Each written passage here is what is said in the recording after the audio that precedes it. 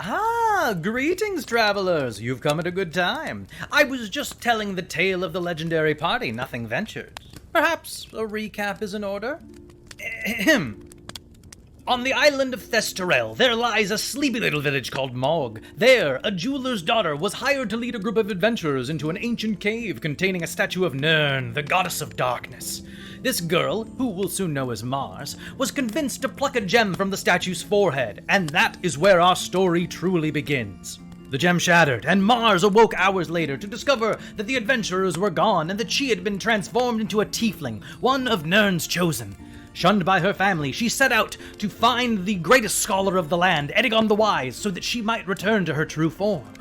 On her quest, she met Malia Sunsworn, a beer enthusiast and dwarven cleric of the sky goddess Vela, who was Nyrn's twin sister. They were joined thereafter by Tia Armstrong, a half-orc mercenary turned hippie druidy type, in search of love and peace, but usually just turned into a bear and bit people.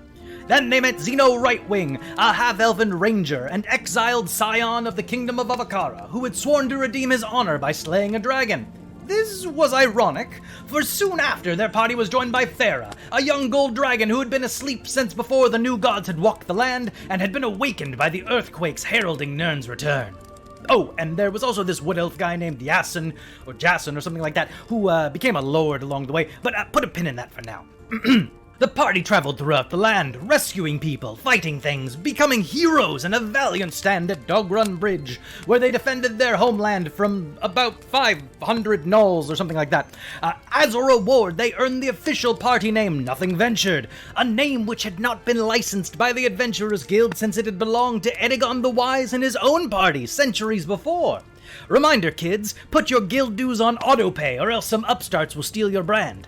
When they finally reached Edagon, he revealed that 500 years before, he and his party had sealed the Dark Goddess into 3 gems, known as the Eyes of Nyrn, and then hidden them across the world. Only by reuniting them could they stop the coming catastrophe.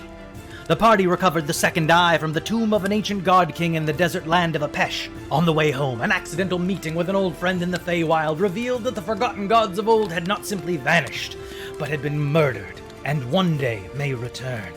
Keep that in mind, it'll be important later.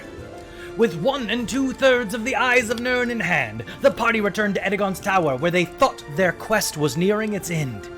Little did they know, however, that all the while an ancient evil was gathering power in the west, one that would test them like never before and would threaten the very balance of their world. And with that, I welcome you to the Shards of Nyrn. Season 3.